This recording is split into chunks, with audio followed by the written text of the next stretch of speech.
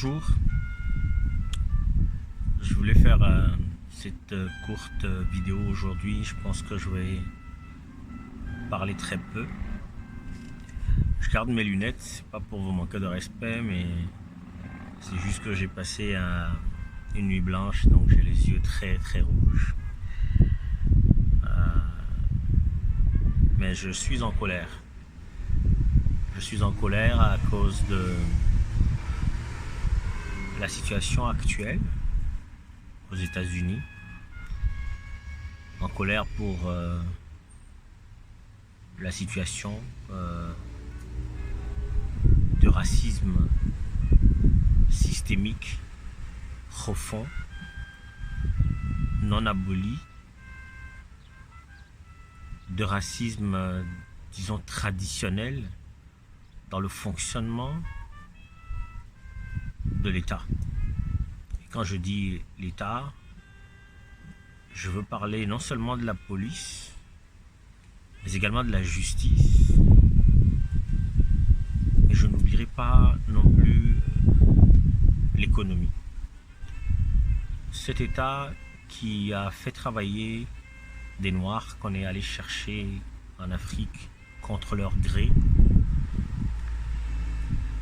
qui a fait se battre ces hommes noirs là et ces femmes pour l'indépendance, qui a longtemps et toujours exploité ces gens pour tous les travaux de construction de ce qu'ils appellent aujourd'hui la première puissance du monde. Ils ont mis ces gens de côté, ils les ont mis dans des ghettos, ils les ont conditionnés à être pauvres, à n'avoir d'exutoire de leur colère et de leur mécontentement face à leur misère institutionnalisée que les cris, les manifestations d'émotion.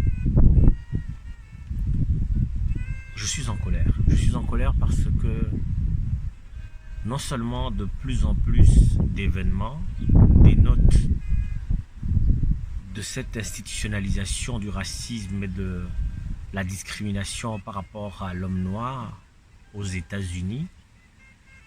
C'est clair que c'est partout pareil en Occident parce que de façon très insidieuse, sinon ouvertement marquée, on a toujours considéré l'homme noir comme esclave, comme bon à exploiter, comme en tout cas pas comme une personne humaine qui a des droits, bien sûr des responsabilités, mais qui a droit au respect et à la considération au titre d'être humain. Ce qui me révolte, c'est pas seulement l'acte posé par ce policier qui a refusé d'écouter les appels au secours de la victime, mais des gens qui filmaient tout autour, qui lui disaient d'enlever le pied sur son cou, qui a fini par lui ôter la vie. Je suis en colère pas parce que les manifestations vont plus détruire des magasins, dépouiller des magasins, parce que effectivement ce n'est pas le but de la manifestation. On proteste parce qu'on n'est pas d'accord que ces actes raciaux, ces actes de violence soient perpétrés comme de façon impunie vis-à-vis de l'homme noir sans que ça ne change et que malgré que cela se répète et se répète, l'État américain n'a pas encore trouvé de solution définitive à ce problème qui gangrène toute la société américaine. Mais je comprends que les gens soient pris d'émotion et qu'ils exagèrent dans l'expression de cette émotion, de cette colère, et que le pillage des magasins ne sont qu'un détail.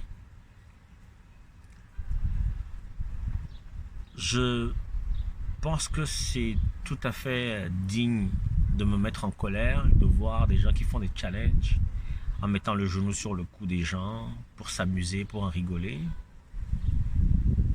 Mais les réseaux sociaux sont effectivement la place choisie pour être un exutoire de la bêtise humaine, malgré les efforts que beaucoup de gens font quand même pour essayer d'humaniser cet espace, pour dire les choses comme il faut, pour essayer d'en faire un moyen d'éducation.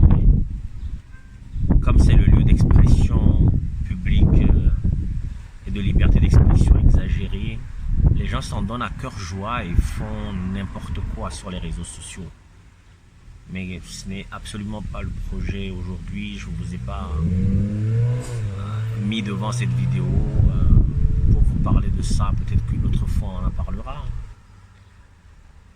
Mais que c'est effectivement digne que de penser que c'est ignoble de voir des gens qui font ce genre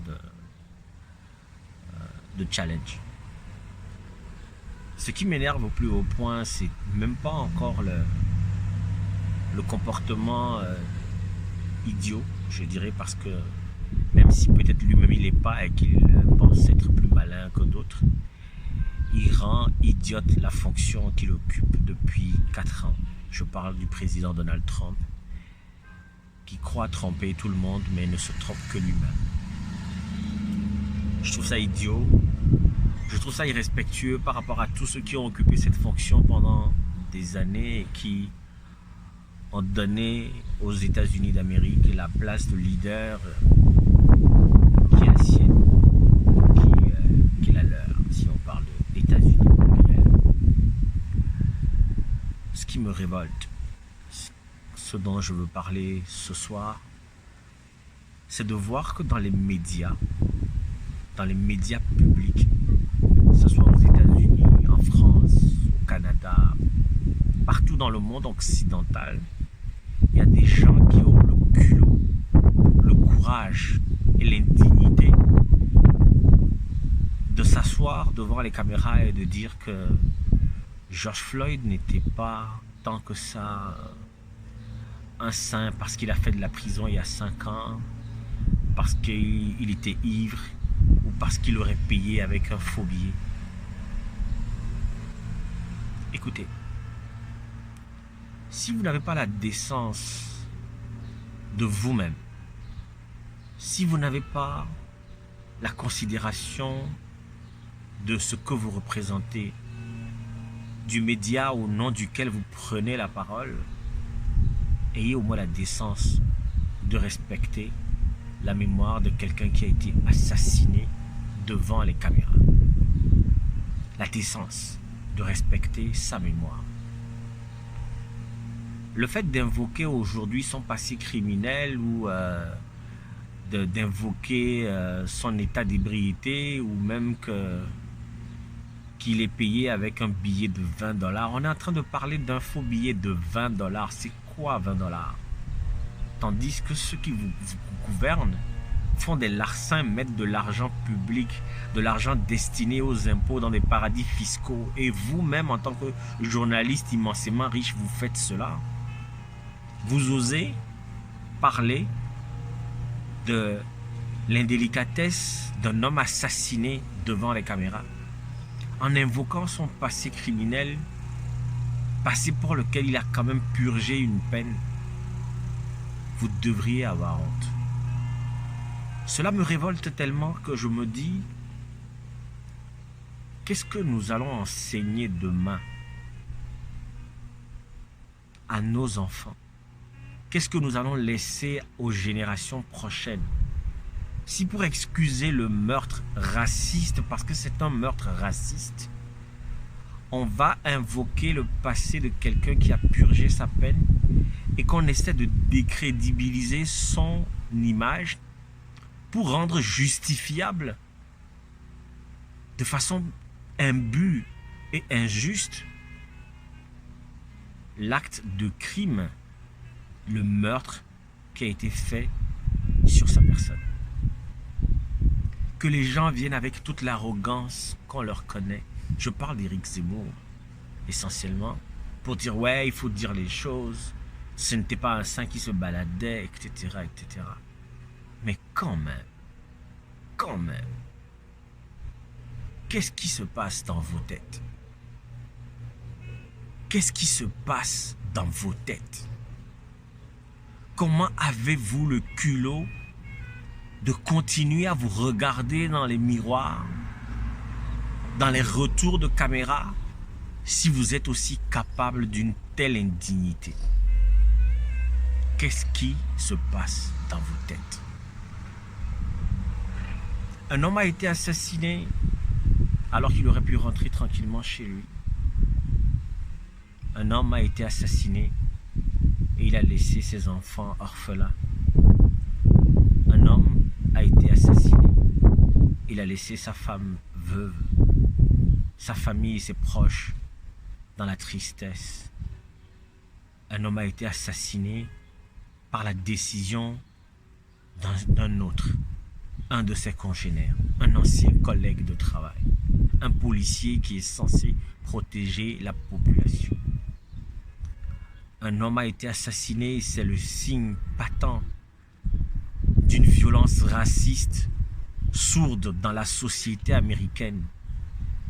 Et ça a donné lieu à des manifestations sur toute la terre entière, ou dans de grandes villes, à Londres, en France, à Montréal, à Toronto. Les gens sont sortis pour dire la force de la police est utilisée souvent de façon incontrôlée, qui dépasse les limites. L'inconsidération dont sont victimes les personnes noires mérite d'être réglée. Les gens ont les larmes aux yeux, la colère, ils expriment leur ras-le-bol. Ils disent que c'est assez. Et vous, tout ce que vous trouvez à dire et à faire, c'est que de toutes les façons, c'était un criminel. Les criminels, c'est vous. Les criminels, c'est vous qui cherchez à légitimer un assassinat qui est raciste, ignoble, qui est un crime. Les criminels, c'est vous qui venez vous ériger en donneur de leçons pour estimer que pour avoir un passé criminel, sa mort ne gâche pas tant de choses que ça, ou qu'il ne manquera pas à la société. C'est ignoble. Et ça me met en colère.